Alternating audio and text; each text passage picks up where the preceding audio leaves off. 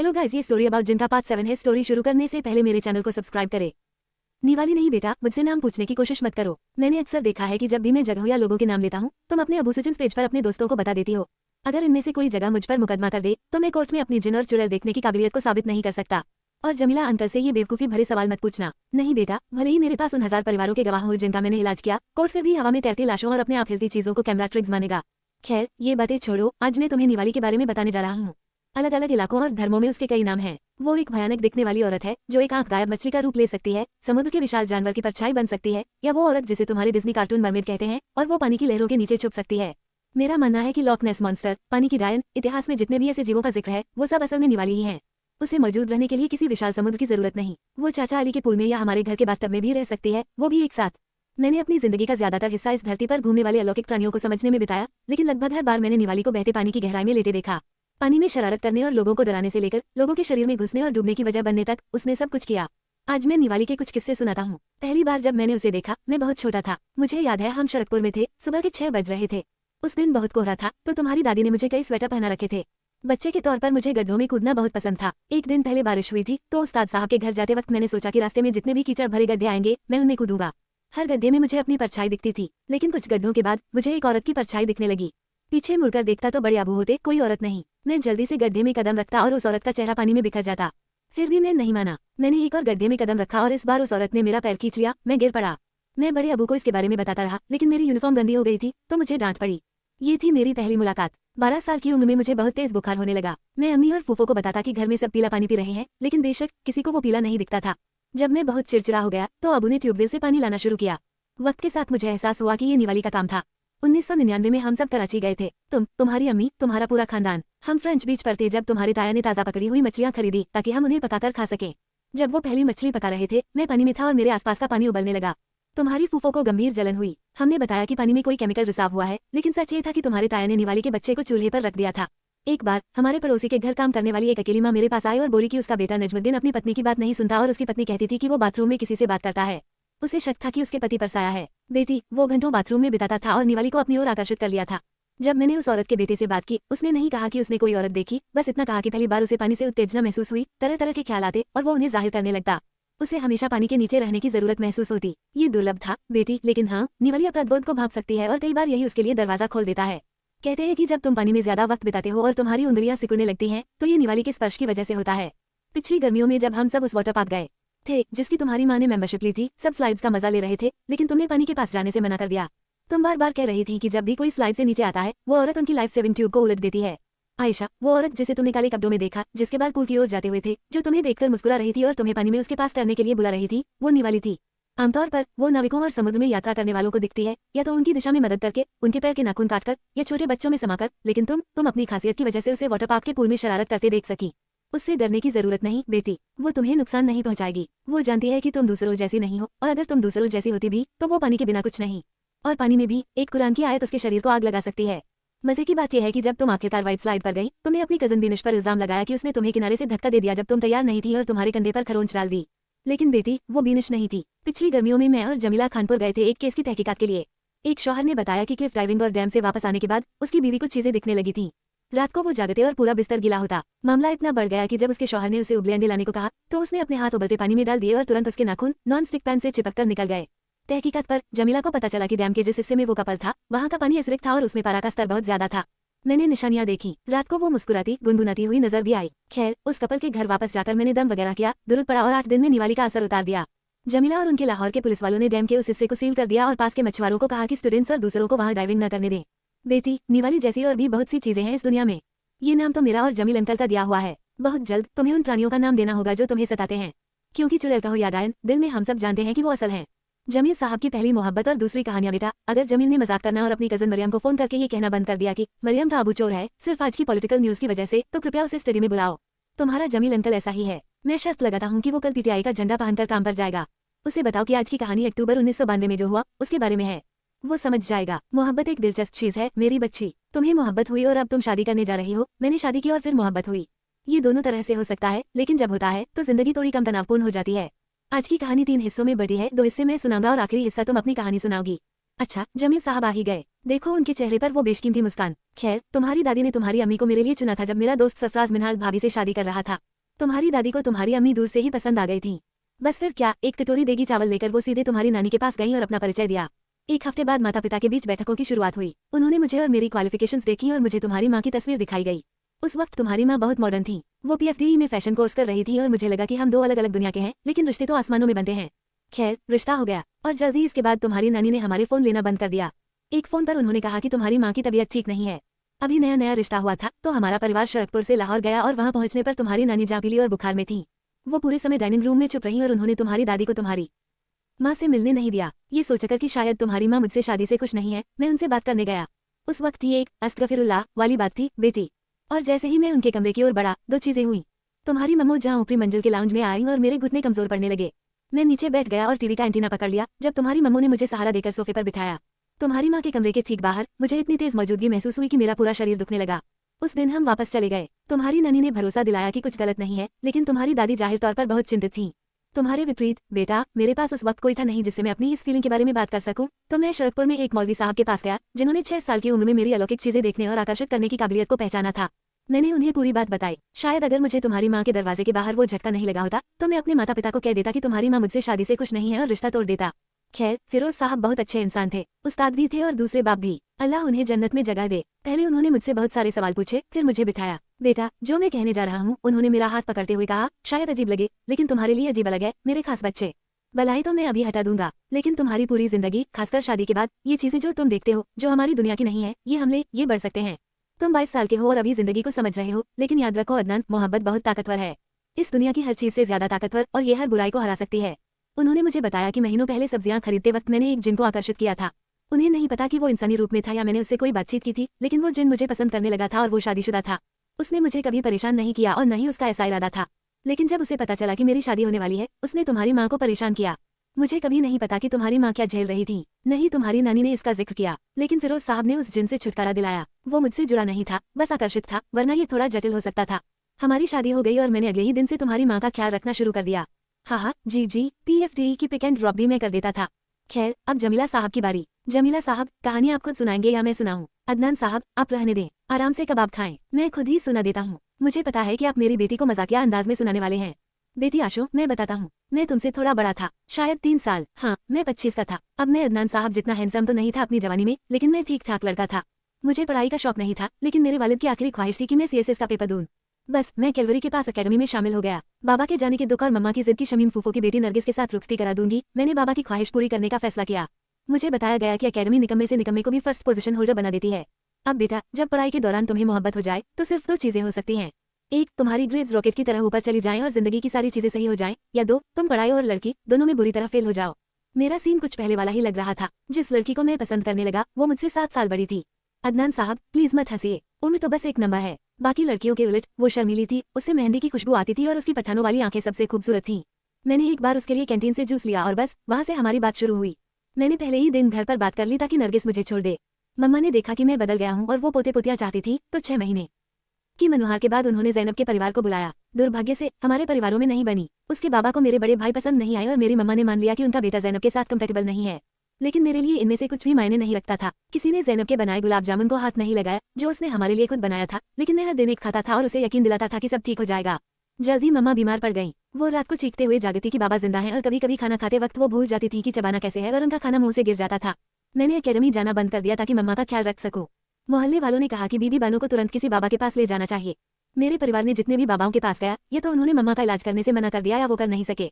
मैं उस वक्त तुम्हारे अबू को जानता था, लेकिन हम दोस्त नहीं थे। हम तब भी दोस्त नहीं थे जब मैंने अपने एग्जाम में दूसरी पोजीशन हासिल किया, जब पुलिस स्टेशन मेरे अंडर आए।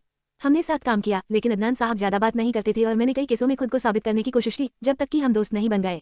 अदनान साहब मेरे घर खुद आए थे, उस वक्त उनके प्रोफेसर की बीवी की वजह से। उन्होंने मम्मा को काफी देर तक देखा और फिर मुझे अकेले में बताया कि मेरी मम्मा ने किसी को नाराज कर दिया है जो मुझसे मोहब्बत करता है। क्योंकि बाकी सब पर भी थोड़ा थोड़ा असर था, लेकिन मुझ पर नहीं। अदनान साहब को ये समझने में 1 महीना लगा कि ज़ैनब का परिवार एक पंथ से ताल्लुक रखता था और इसके पीछे वही थे। देर से ही सही, लेकिन अदनान साहब ने पता लगा लिया। हमने मम्मा को डॉक्टर की दवाइयों से हटाया और उन्हें साहिवाल अपने रिश्तेदारों के पास ले गए।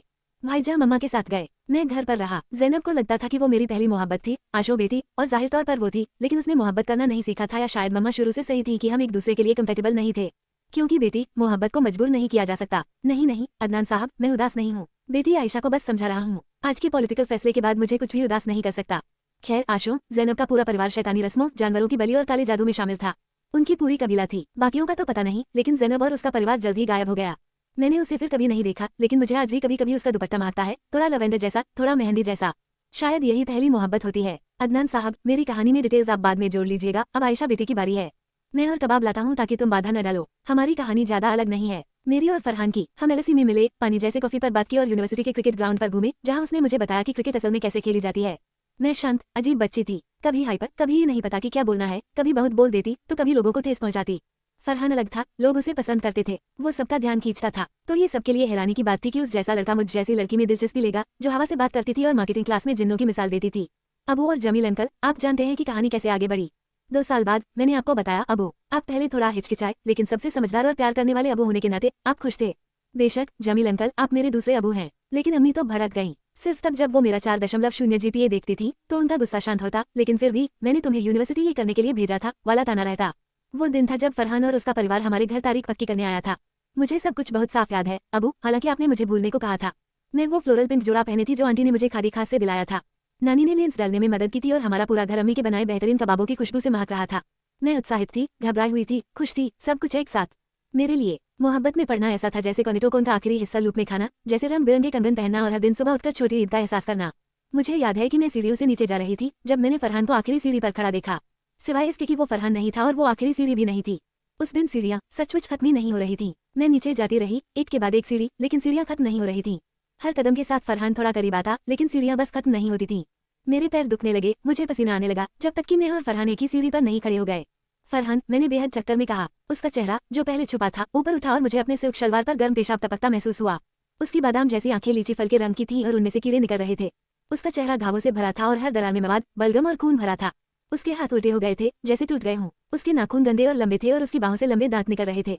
मैं उसके पैर नहीं देख सकी। मैंने कोशिश की थी, मुझे एक काले कुत्ते का भी दिखना याद है। मैं उसकी नस्ल समझने की कोशिश कर रही थी, कुत्ते को देखने की, उसे नहीं। मैं हिल नहीं सकती थी और वो हिलता नहीं था। मुझे याद है कि मैं बेहोश हो गई और इसके बाद कुछ याद नहीं। मुझे फरहान का मुस्कुराना याद है, बिना दांतों के। जब मैं जागी तो सब मेरे आसपास थे, आप, अंकल, अबू, अंकल, अम्मी, आंटी और यहाँ तक कि फरहान भी। वो नॉर्मल दिखने वाला फरहान जिससे मैं प्यार करती हूँ। पता चला कि क्योंकि मैं फरहान से बिना निकाह के प्यार करती थी और मेरी अनदेखी चीजें देखने की काबिलियत की वजह से मैंने फरहान का इफ्रीत देखा था, उसका शैतानी हमशक्ल, और इसने सीढ़ियों पर वो भ्रम पैदा किया था। ये उसका हमजाद नहीं था, बल्कि एक जिन था जिसने वो रूप लिया था। फरहान अक्सर पूछता है कि वो राक्षस कैसा दिखता था, और 2 साल हो गए मैं नहीं बताती। लेकिन मैं उसे कहती हूँ कि अगर मैंने बताया तो वो रात को सो नहीं पाएगा। अरूज की बातें, बाथरूम नापाक होता है, सिर ढककर जाया करो, जिन होते हैं, पीरियड्स में तुम शैतान के ज्यादा करीब होती हो, बाथरूम की दुआ पढ़ो, पहले बायां पैर रखो, मोबाइल अंदर मत ले जाओ, तुम्हारा बबल बात स्वीकार्य नहीं है। अरूज शुमाइल, एक पुरानी दोस्त और दूसरी कजन भी। मैं 15 साल की थी जब वो मुझे हर बार अपने घर स्लीप ओवर के लिए जाने पर ये सब समझाने लगी। उसका घर बहुत बड़ा था, आज भी है। मेरे दोस्त सोचते थे कि मेरे पास लेटेस्ट गैजेट्स और सबसे कूल खिलौने हैं, लेकिन ये सिर्फ इसलिए था क्योंकि अरूज अपनी चीजें दिखाती नहीं थी। अरूज को 6ठी क्लास में मेरे पहले पिंक निंटेंडो मिला। उसने 8वीं क्लास की गर्मियों की छुट्टियों में अपने बालों के सिरे लाल डाई करने की इजाजत ली। हालांकि हमने वो एक साथ डाई किए थे जब उसने मेरे अबू से मेरे लिए भीख मांगी। मैं हमेशा सोचती थी कि अगर इसके पास सब कुछ है तो ये ऐसे क्यों नहीं जीती। मरियम ने कहा कि सब मेरी तरह धन्य और शो ऑफ नहीं होते, लेकिन उसका मतलब शो ऑफ से नहीं था, असल में मेरी पर्सनैलिटी ऐसी है। खैर, अरूज मेरे घर स्लीप ओवर के लिए आना चाहती थी। उसने नई ब्रेड्स डीवीडीज ली थी और अबू ने छत पर बारबेक्यू नाइट का वादा किया था, तो हम बहुत उत्साहित थे। उस रात जब मैं बाथरूम जाना चाहती थी, उसने मेरा स्कार्फ बेड पर फेंक दिया। इसे पहनकर जा, उसने कहा। कितनी बार तुम्हें बताया है, बाथरूम में जिन होते हैं। इस पॉइंट पर मैं उसे बताना चाहती थी कि बेबी, मैं जिन देख सकती हूँ और मेरे बाथरूम में कई बार हस्तियां आई हैं, वो भी सिर्फ इसलिए क्योंकि सामने कब्रिस्तान है, लेकिन मैंने शायद ही कभी अपने बाथरूम में कोई जिन देखा हो। और अगर मैं हर दिन बाथरूम जाती और जिन देखती तो यकीनन मैं मर जाती, लेकिन पेशाब नहीं करती। लेकिन मैंने स्कार्फ पहन लिया। वापस आई तो हमने ब्रट्स मूवी देखी। मूवी खत्म होने के बाद मैंने उससे पूछा, तुम वैसे तो सिर पर दुपट्टा नहीं लेती, बाथरूम में ही जिन्नों से क्यों डरती हो? क्योंकि उसने जवाब दिया, बाथरूम में जिन्नात होते हैं, हर तरह की गंदी चीज होती है। यार अरूज, मुझे पता है इस्लाम में है ये बात कि बाथरूम नापाक होता है वगैरह। मैं तुम्हारी हर बात से सहमत हूँ, लेकिन ऐसे जब भी सब इकट्ठे होते हैं और तुम सबको 5 मिनट से ज्यादा अंदर न रहने या शावर लेते वक्त शीशे में खुद को न देखने या अपने गंदे पैड्स को बाथरूम से बाहर फेंकने के लिए कहती हो, तो बहुत बुरा और अजीब लगता है यार। हाँ तो ठीक बात है ना आयशा, तुम 14 साल की हो, तुम्हें समझ नहीं आएगा। ओ हिलो, तुम बस 1 साल बड़ी हो। खैर, मुझे चीजें पता है। कैसी चीजें? जिन्नों के बारे में चीजें। मेरे बाथरूम में रहते हैं, सबके बाथरूम में होते हैं, इसलिए तुम्हारी हिफाजत के लिए मैं ये कहती हूँ। अब इस पॉइंट पर अगर अबू ने मुझे मना न किया होता तो मैं उसे कह देती कि देखो, मैं हर दिन जिन देखती हूँ, स्कूल में, पार्क में, बच्चों के साथ चिपके हुए, लोगों के अंदर, तो मुझे मत सिखाओ। अच्छा तो क्या तुमने मेरे बाथरूम में कोई जिन देखा है? मैंने पूछा। अरूज ने सिर हिलाया। नहीं, उसने जवाब दिया, क्योंकि तुम्हारे अबू बहुत इस्लामी है ना। अरूज, तुम्हारी बातों का कोई मतलब नहीं, बाथरूम तो बाथरूम होता है। मेरी नानी अम्मी ने मुझे बताया कि मेरे घर में बरकत नहीं है, इसलिए वो नहीं आती, इसलिए मेरे मम्मी पापा लड़ते हैं और मेरे अबू जॉनसन्स बेबी पाउडर पीते हैं। बेचारी, उसकी नानी उसके दिमाग में बुरे ख्याल डाल रही थी। एक बच्ची को ये कहना कि वो सिर्फ घर की वजह से मिलने नहीं आएगी और इसके लिए माता पिता को जिम्मेदार ठहराना। अच्छा, तुम अपनी नानी की बातों को दिमाग में मत लाओ। तुमने खुद कहा था कि जब से आंटी गई हैं, तुम्हारी नानी तुम्हारे घर नहीं आई, वरना वो हमेशा आती थी और अपनी 2 नौकरानियों का मजा लेती थी। मैं अगले शनिवार तुम्हारे घर आ जाऊंगी। अगले शनिवार जमील अंकल ने मुझे अरूज के घर छोड़ा और दोबारा चेक किया कि अंकल बाहर हैं और मैं अरूज और उसकी 4 बहनों के साथ रात बिताने वाली हूँ। अरूज की बड़ी बहनें न तो अरूज की बात सुनती थी और न ही मेरी। उन्होंने बस पिज्जा हट के लिए पैसे दिए। रात को जब अरूज सो रही थी, मैंने उसे देखा और आंखें घुमाई। अवे आई मुझे डराने वाली। मुझे पेशाब करना था और मैंने अपना स्कार्फ फेंक दिया। अगर कुछ होगा तो दिख जाएगा और अगर आ भी जाए तो मैंने क्या नहीं देखा। न मुझे कोई मितली हो रही थी और न ही जिन बाथरूम में छुपकर बैठते हैं। तो मैं बाथरूम गई और दरवाजा लॉक कर लिया। कुछ नहीं, उसका बाथरूम एक लंबा गलियारा जैसा था जिसमें दोनों तरफ अलमारियां थीं और टॉयलेट जैकुजी के सामने था। जब भी मैं पेशाब करने बैठती, वॉशिंग मशीन मेरी नजर को ब्लॉक कर देती और मैं सिर्फ सिंक के नीचे का हिस्सा देख पाती। मैं पेशाब करने बैठी, लेकिन तभी मुझे एहसास हुआ कि मैंने 4 स्लाइस पिज्जा खाए थे जो अब मेरे शरीर में रुकने को तैयार नहीं थे। मैं आराम से बैठी रही। मैं टाइल्स पर नींबू गिन रही थी जब अचानक मेरी आंख के कोने से मुझे एक काली परछाई दिखी। शायद ये डर था या शायद इसलिए कि मैं शौच कर रही थी, मुझे कोई मौजूदगी महसूस नहीं हुई। रात के 2 बज रहे थे और लाइट टिमटिमाई, लेकिन मैं घबराई नहीं क्योंकि अरूज की बड़ी बहन ने बताया था कि लाइट फ्यूज हो चुकी है। मैंने सारी हिम्मत जुटाकर अपनी गर्दन सिम की ओर घुमाई। सिम के नीचे मैंने एक काला पतला आदमी देखा, टांगें मुड़कर बैठा हुआ, जो सीधे मुझे घूर रहा था। उसकी त्वचा चिकनी और रात जैसी काली थी और उस पर कुछ प्राचीन लेख चमक रहे थे। उसकी आंखें बहुत बड़ी थीं, विशाल हरी आंखें जिनमें लाल गोलियां थीं जो मेरी आत्मा को भेद रही थीं। जब मैंने उसे पहली बार देखा, वो मुस्कुरा रहा था और उसका सब कुछ स्थिर था, सिवाय इसके कि उसकी मुस्कान धीरे धीरे एक भ्रूण में बदलने लगी और उसने भारी सांस लेना शुरू कर दिया। मैंने अपनी आंखें बंद कर ली और आयतुल कुर्सी पढ़ने लगी। 5 मिनट तक मैं इसे पढ़ती रही। मैंने खुद को धोया नहीं था और मैं उठ नहीं सकती थी। मैंने आंखें खोली और देखा कि वो प्राणी जा चुका था। मैंने अपनी जिंदगी के पिछले 13 सालों में कई प्राणी देखे थे, लेकिन अरूज के बाथरूम में इस जिन जितना भयानक और रीढ़ कंपाने वाला कोई नहीं था।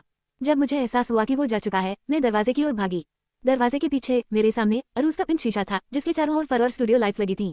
पसीने से भरे हाथों से ताला खोलने से पहले मुझे अपनी परछाई की एक झलक मिली। शीशे में मैं ही थी, इसमें मुझे यकीन है, लेकिन मैं मुस्कुरा रही थी और मेरे बाल खुले और फ्रिजी थे, जबकि वो असल में पोनीटेल में बंधे थे। इसके बाद मुझे बस इतना याद है कि कुछ ने मेरी पोनी खींची और मैं ठंडी टाइल्स पर गिर गई। अगले दिन मैं अरूज के बेड पर जागी। अबू और अम्मी मेरे पास थे। मुझे याद है कि मुझे कंट्री का पाइनएप्पल जूस पिलाया गया। मुझे नहीं याद कि सब क्या बात कर रहे थे, लेकिन मुझे अरूज का कहना याद है, कम से कम धोकर तो बेहोश होती यार। मैं इसके बाद जौहर टाउन में अरूज के घर कभी नहीं गई। कब्रों से मत डरो, कब्रों से मत डरो इंसान। परित्यक्त घरों से मत डरो, क्योंकि वहाँ हम बस टहलते हैं। बाथरूम में हम रहते हैं। तुम नाखूनों पर पॉलिश लगाकर और कंधों तक खुले बालों के साथ आते हो और हम अपने उंगलियों से उन्हें कंघी करते हैं और तुम्हें अपने कपड़े उतारते देखते हैं। जब तुम्हारे बाल खड़े होने लगते हैं तो वो हम होते हैं तुम्हारे पीछे मुंह खोलकर। हम तुम्हें ठोकर मारेंगे या तुम्हारी गर्दन पर सांस लेंगे। तुम्हारी गंदगी और मैल हमारे घर में, अगर तुमने उसे फिसलने दिया। साबुन गिरने पर डरने की जरूरत नहीं। ज्यादा देर रुको और हमें सवारी का मजा लेने दो। द मेंटल बेटा, जब मैं शरकपुर में रहता था, मैं एक शख्स को जानता था जिसका नाम नजम था। वो तुम्हारे दादा अबू की फैक्ट्री में काम करता था। जब वो जवान था तो हम सब भाई बहन उसे अच्छे से जानते थे। उसकी बीवी की मौत के बाद वो अकेला रहने लगा। वो अक्सर मुझे बताता था कि जब भी वो चाचा लाली की लड्डू की दुकान के पास से गुजरता, उसे वहाँ एक अलग अलग आभूषणों की दुकान दिखती। मजे की बात यह है कि हमें कभी कोई दुकान नहीं दिखी और पहली बार जब उसने मुझे ये बताया तो उसने कहा था कि लाली की दुकान के बगल में एक नई दुकान खुली है। हम साथ में उसे देखने गए, लेकिन मेरे आश्चर्य की बात, वहाँ कोई दुकान नहीं थी। लेकिन नजम के लिए वो दुकान हमेशा वहाँ होती थी और हर बार जब वो उसे देखता, उसमें कोई दरवाजा नहीं होता और एक बूढ़ा आदमी अंदर एक स्टूल पर बैठा होता। अगर वो नजम को देखता तो मुस्कुराता, वरना वो सजावटी सामान व्यवस्थित करने में व्यस्त रहता। इलायची वाली चाय पर नजम मुझे बताता कि उसे आश्चर्य होता कि सिर्फ वही क्यों उस दुकान को देख सकता है या उसे अंदर जाना चाहिए या नहीं। वो बड़े प्यार से उस दुकान के अंदरूनी हिस्से का जिक्र करता। लाली लड्डू वाला एक आदमी को बताता था कि नजम उसकी लड्डू की दुकान के सामने घंटों पागल की तरह खड़ा रहता है।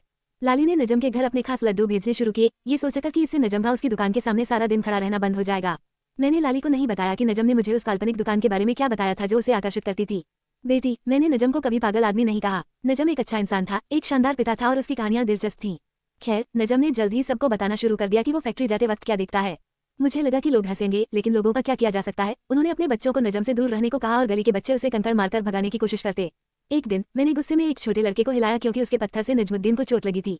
मेरे दोस्त के लिए चीजें मुश्किल थीं। हमारे शहर के लोग उसके बारे में झूठी अफवाहें उड़ाते कि वो शराब पीता है और उसका दिमाग खराब हो गया है। कुछ ने तो उसे दोबारा शादी करने की सलाह दी, इससे पहले कि वो पूरी तरह पागल हो जाए। हमारी साप्ताहिक बातें हमारी रोजाना की बातें बन गईं और मैं उसके साथ फैक्ट्री तक चलने लगा।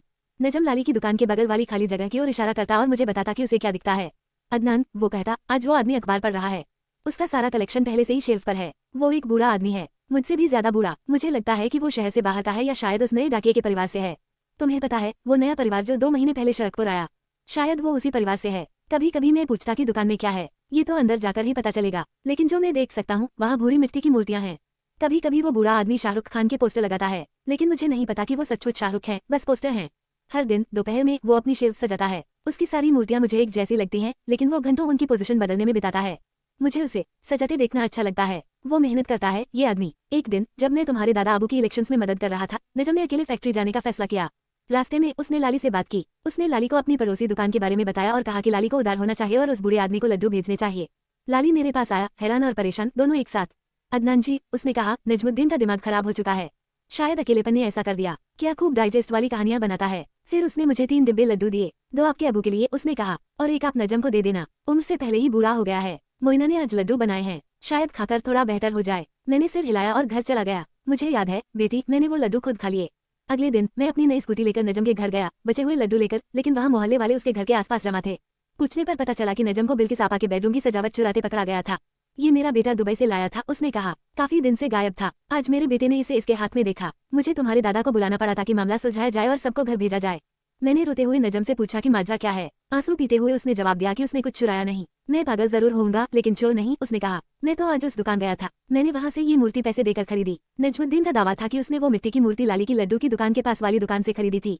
मैंने उसे रोने से रोका और चाय लाकर दी। बेटी, मैंने उससे कहा कि वो और मैं कल इस मामले पर विस्तार से बात करेंगे। मैं थक गया था और तुम्हारे दादा अबू चाहते थे कि मैं कुछ कामों में उनकी मदद करूं। खैर, अल्लाह की तरफ से अगली सुबह नजम की आंख नहीं खुली। बेचारा नींद में ही चल बसा। अल्लाह उसे जन्नत में जगह दे। हफ्ता बीत गया और मैं तुम्हारे दादा की फैक्ट्री नहीं गया। मैं बहुत उदास था बेटी। एक हफ्ते बाद जब तुम्हारी दादी ने मुझे घर से निकलने के लिए मनाया तो मैं फैक्ट्री गया। बेटी, रास्ते में लाली की दुकान के ठीक बगल में मेरी नजर थोड़ी धुंधली हो गई। मैंने सोचा कि पास में कोई छोटी मोटी मौजूदगी होगी और चलता रहा। उन्हें देखने की तो आदत हो चुकी थी, लेकिन कुछ ही दूरी पर मुझे एक दुकान दिखी। उसमें वही हरी खिड़कियां थी जैसी नजम ने बताई थी। उसका कोई दरवाजा नहीं था और मैंने अंदर एक आदमी को काम करते देखा। लेकिन बेटी, मैं चीजों को उनके असल रूप में देख सकता हूँ और मैंने देखा कि वो बूढ़ा आदमी असल में एक जिन था। वो हनरहित लग रहा था और वो अपना काम करता रहा। हैरान होकर मैं अंदर चला गया। मेरा सिर दुख रहा था लेकिन उतना नहीं क्योंकि मौजूदगी भारी नहीं थी। बेटी, जैसे ही मैंने दुकान में कदम रखा ऐसा लगा जैसे मेरी सुनने की शक्ति चली गई। सब कुछ म्यूट हो गया, जैसे किसी ने टीवी का चैनल म्यूट कर दिया हो और आसपास भी कोई आवाज न हो। बस वैसे उस बूढ़े आदमी ने मुझ पर मुस्कुराया और हमने हाथ मिलाया। उसके हाथ काफी भारी थे। मैंने उसे कुछ देर तक दीवार पर पोस्टर लगाते देखा, फिर मैंने जाने का फैसला किया। जब मैं जाने वाला था मुझे खिड़की के पीछे से नजम की एक झलक दिखी, जिसके चेहरे पर बड़ी सी मुस्कान थी और वो उस बूढ़े आदमी को वही मिट्टी की मूर्तियां दे रहा था जिनका बिल्किस आपा ने उस पर चोरी का इल्जाम लगाया था। उसने मुझे नहीं देखा और मैंने वहां से निकल लिया क्योंकि मेरी तबीयत बिगड़ रही थी। मैंने उस दुकान को अपनी पूरी जिंदगी में फिर कभी नहीं देखा बेटी, लेकिन इस बारे में सोचकर मजा आता है और हैरानी होती है। जिंदगी बीत जाती है और कुछ चीजें समझ नहीं आती। उस्मान की नकारात्मक ऊर्जाएं बेटी, चाहे इस्लाम हो, साइंस हो या दुनिया के कोई भी मौजूदा धर्म, हम सब ऊर्जाओं पर यकीन करते हैं। और क्यों न करें। ऊर्जाएं, आभा और किरणें ये बहुत हद तक मौजूद हैं। स्कूल में हम एक कैंसर वार्ड गए थे जहाँ एक औरत ने हमें अपनी कहानी सुनाई। काफी मशहूर वाकया है बेटी। कहते हैं न कि अगर दिमाग ठीक हो तो शरीर इसके खिलाफ नहीं जाएगा। हाँ, बेशक वही होता है जो अल्लाह ने तय किया, लेकिन हमारी संज्ञानात्मक क्षमता बहुत ताकतवर है। जो अपने दिमाग को शांत कर सकते हैं वो सब कुछ शांत कर सकते हैं। खैर, उस औरत ने हमें बताया कि उसे स्टेज 4 कैंसर था और डॉक्टरों ने उसका साथ छोड़ दिया था। वो मुस्लिम नहीं थी लेकिन उसे एक भगवान पर यकीन था। उसने कहा कि वो एक टब में बैठती थी और कल्पना करती थी कि सारी नकारात्मक कैंसरयुक्त कोशिकाएं उसके शरीर से निकलकर बहते पानी में घुल रही हैं। फिर वो महसूस करती कि उसका शरीर आकाश के नीले रंग, घास के हरे रंग, पक्षियों की चहचहाहट और पहाड़ों की हवा से भर रहा है। वो हर दिन ऐसा करती जब तक कि उसके सिर का आखिरी बाल बचा रहा और डॉक्टरों ने कहा कि ये चमत्कार है, लेकिन उसे पता था कि ये भगवान और उसकी ऊर्जाएं थीं। काफी बार बेटी, जब मैं तुम्हें कहता हूँ कि हसार बांधो, मैं तुम्हें कहता हूँ कि एक नीला बुलबुला अपने घर के चारों ओर कल्पना करो जो हर चीज से इसकी हिफाजत करता है। आजकल के कार्टून वो इन ऊर्जाओं की बात करते हैं। हार्वर्ड, येल के प्रोफेसरों ने और मेरे आध्यात्मिक प्रोफेसर ने भी इस अनोखे मामले पर कई पेपर लिखे हैं। अब ऊर्जाओं की कुछ तो तुम्हें समझ आ गई होगी। अब कुछ गर्मागर्म कबाब लाओ और मैं तुम्हें ऊर्जाओं के प्रकार और एक बहुत दिलचस्प कहानी सुनाऊंगा। बेटी, जैसे इस ब्रह्मांड में हर चीज में अच्छाई और बुराई होती है, चाहे फरिश्ते हों और इबलीस, डाकू और पुलिस, चुड़ैलों और राजकुमारी, ऊर्जाएं भी इन्हीं 2 श्रेणियों में बटी हैं। अच्छे लोग अच्छी ऊर्जाएं रखते हैं और बुरे लोग जहरीली ऊर्जाएं। ऊर्जाएं कमरे, माहौल और हमारे आसपास को भर देती हैं। बुरी ऊर्जाएं अच्छी ऊर्जाओं को दूर भगाती हैं। यही वजह है बेटी कि बुरे लोग नकारात्मकता को आकर्षित करते हैं और अच्छे लोग सकारात्मकता को। लेकिन मजेदार बात यह है कि ऊर्जाएं सिर्फ लोगों तक सीमित नहीं है। हर चीज, यहाँ तक कि निर्जन चीजें भी ऊर्जा किरणें छोड़ती हैं। कबाब खाओ, इस कहानी से पहले थोड़ा वर्णन जरूरी है। कभी कभी ऐसे दुर्लभ मामले होते हैं जिनमें ऊर्जाएं जिंदगी के दौरान फिर से मिलती हैं। जैसे कि एक बार मैं और जमीला अंकल एक मंदिर गए थे और वहाँ बहुत सारे टूरिस्ट अपनी और स्मारक की तस्वीरें ले रहे थे। फिर भी मेरी और जमीला साहब की तबीयत अंदर जाते ही इतनी बिगड़ गई कि हमें बाहर आकर अपने चेहरों पर पानी डालना पड़ा। ऐसा नहीं था कि अंदर के लोग बुरे थे, अल्लाह के कितने ही करीब क्यों ना हो, लेकिन मुझे पता था कि अंदर कुछ चीजें थी जो हमारी मौजूदगी से परेशान हो गई थी। जमीला साहब को तो सिर्फ उल्टी आई, लेकिन मैंने कई सारी फुसफुसाहटें सुनी। इसे इस तरह समझो, ये पूरा ब्रह्मांड ऊर्जाओं का एक खेल है। रिश्ते हो या जिंदगी का कोई भी दौर, सब ऊर्जाएं हैं। एक और मिसाल सुनती चलो। जब मैं शुरू में लाहौर शिफ्ट हुआ, मेरा परिवार अभी शरकपुर में था और हमारे घर बन रहे थे। चूंकि मुझे पढ़ाई करनी थी, मैं अपने दोस्त अजीम के साथ रहता था। वो हाफिज़ कुरान था, फिजिक्स पढ़ रहा था और पढ़ाता भी था। उसकी अम्मी ने हमारे अपार्टमेंट के लिए एक स्टडी टेबल लिया। उस पर लूनी ट्यून्स के ट्वीटी के स्टिकर लगे थे। मुझे पता चला कि वो यूज्ड है, अजीम के किसी कजन का है। अब तुम्हें पता है बेटी, मुझे यूज्ड चीजों से घबराहट होती है। लेकिन आंटी को कैसे मना करता। और मेरी घबराहट ठीक थी। अजीम को बहुत तेज सिरदर्द होने लगा और एक बार भी हमें उसकी तबीयत खराब होने में कुछ अजीब नहीं लगा। पेनाडोल से लेकर नेशनल हॉस्पिटल के डॉक्टर तक किसी को समझ नहीं आया कि इतना तेज माइग्रेन क्यों होता कि दर्द में वो बेहोश हो जाता। आंटी ने जिक्र किया कि जिस फूफो से ये स्टडी टेबल लिया वो इंग्लैंड शिफ्ट हो गई थी और अगर हमें और फर्नीचर चाहिए तो हमें बता देना चाहिए। स्टडी टेबल भी 5 साल तक बंद बच्चे के कमरे से लिया था। अजीम को खुद ही पता चला कि उस साधारण लकड़ी के स्टडी टेबल में कुछ गड़बड़ थी। उसे मुझे कुछ समझाना नहीं पड़ा, हमने तुरंत उसे फेंक दिया। मेरे सबसे जंगली सपनों में भी मैंने ऐसा नहीं सोचा था। अजीम की अम्मी को लगा कि ये बेतुका है और अजीम ने सोचा कि मैं भी यही सोचूंगा, लेकिन मैंने नहीं सोचा क्योंकि जैसा मैंने कहा बेटी, ये नकारात्मक ऊर्जाएं बहुत हद तक असल हैं। खैर, ऐसे बहुत से छोटे छोटे वाकये हैं। आज की असल कहानी की ओर चलते हैं। आज की कहानी उस्मान के बारे में है। मेरे किसी दूर के रिश्तेदार का बेटा है। हम बहुत अच्छे कॉलेज के दोस्त थे। फिर ड्रग्स और शराब ने उसे बेहतर कर लिया। बातचीत बंद हो गई। वो अक्सर सरफराज को फोन करके मेरे बारे में पूछता, लेकिन बस इतना ही। 1 महीने पहले जब तुम अपनी खाला के पास थी, सरफराज साहब ने कॉलेज के दोस्तों की रियूनियन ट्रिप रखने का फैसला किया। बेशक मैं अपने प्यारे जमीला के बिना कहीं नहीं जाता, तो उसे भी बुलाया गया। वहाँ उस्मान से मुलाकात हुई। हम सब शो GRN और नॉर्दर्न एरियाज जाने के लिए तैयार थे। मुल्ला जी, उस्मान ने कहा, मुझे चॉकलेट्स का बैग और तुम्हारे लिए एक किंडर देते हुए। ये आपकी शहजादी आयशा के लिए। मेरी बीवी आपके अबू सिजन्स पर उसकी कहानियां पढ़ती है। दूर रहते हुए भी हमें आपके एडवेंचर्स का सब पता चलता रहता है। इस तकलीफ की क्या जरूरत थी, मैंने जवाब दिया। बहुत बहुत शुक्रिया। तुम्हें और भाभी को। पता नहीं वो ऑनलाइन क्या लिखती रहती है, लेकिन थैंक यू तुम्हें और भाभी को। भाभी को उर्दू आती है। उस्मान मुस्कुराया। पहली को नहीं आती थी, दूसरी को आती है। मुझे पता चला कि उस्मान ने 10 साल में तीसरी बार शादी की थी। पहली कजन मैरिज उसकी शराब की लत की वजह से नहीं चली। दूसरी भाभी जर्मन थी और जब ये हुआ तुम अपने LSE के पहले साल में थी। मुझे याद है सरफराज ने मुझे बताया था। वो इसलिए अलग हुए क्योंकि उस्मान ने उसे कई बार मारा था। सरफराज ने कहा कि वो एक एक्स्ट्रा मैरिटल अफेयर में शामिल था, तो उसकी माँ ने उसे कम से कम उस औरत से शादी करने के लिए मजबूर किया। उस्मान के बारे में ज्यादा बात नहीं हुई, लेकिन मुझे एहसास हुआ कि वो एकदम नहीं बदला था। वही चिढ़ाने वाली पर्सनैलिटी और वही अजीब हरकतें। जमीला साहब की तो 1-2 मौकों पर उस्मान के साथ बहस भी हो गई। पहले मजाकिया PTI के टॉपिक पर बहस थी, तुम्हें पता है कि तुम्हारे जमीला अंकल इमरान खान के बारे में क्या सोचते हैं। और फिर किसी और टॉपिक पर सरफराज और मैंने जमीला को समझाया, भाई उस्मान ने तो समझना ही नहीं, आप ही समझ जाइए। 1 हफ्ते की बात है। फिर सरफराज को भी टोका कि उस्मान को बुलाने की क्या जरूरत थी। पाकिस्तान आया हुआ था अदनान साहब, प्लस उसने वादा किया है कि वो नया इंसान बन गया है। आप पहाड़ों का मजा लीजिए ना। बिल्कुल, मैंने जवाब दिया। मैं पहाड़ों का मजा लूं जब वो अपनी पेप्सी में ड्रिंक्स मिलाकर मजा ले रहा है। जमीला को उसकी सांसों में ब्लूबेरी की महक आई और उसने आधी रात को कमरा बदल दिया। खैर, मैंने भी और बात नहीं की। बेटी, कुंजा पर जमीला की जिद थी कि स्वीट टूथ जाना है। हर शहर में जमीला साहब कोई खाने की जगह ढूंढ लेते हैं। कबाब तो वहाँ से मिले नहीं, लेकिन आधी रात को शेक जरूर पिए। रात का वक्त था। टहलते हुए उस्मान के पैरों के नीचे एक गुड़िया आ गई। सहन में थी, किसी ने फेंक दी होगी। वहाँ से एनाबेल पर डिस्कशन शुरू हो गई। बेटी, तुम्हें पता होना चाहिए कि एनाबेल असल में एक सच्ची कहानी पर आधारित है, लेकिन फिल्म में इस्तेमाल की गई गुड़िया असली वाली से मिलती जुलती नहीं है और मूवी भी थोड़ी अतिशयोक्तिपूर्ण है। असली वाली एक रैग डॉल थी और उसमें नकारात्मक ऊर्जाएं जुड़ी थीं। उस्मान सरफराज को डराने के लिए गुड़िया को साथ लेकर घूम रहा था। सरफराज साहब तो साइंसदान हैं, तार्किक व्याख्याओं से उड़ती हुई गुड़ियों को समझा रहे थे और जमीला साहब डर रहे थे। खैर, चलते हुए उस्मान ने वो गुड़िया मुझ पर फेंकी और मैंने उसे पकड़ लिया। बेटी, उसे पकड़ते ही मेरे हाथों में ऐसा लगा जैसे वो जल रहे हों। तो मेरा पहला रिएक्शन था कि गुड़िया को जितना दूर हो सके फेंक दूं, और मैंने ऐसा ही किया। कोई शैतानी चीज थी। मुझे याद है तुम अपनी बारबीज को भी फेंक देती थी। नेक्स्ट पार्ट के लिए सब्सक्राइब करें।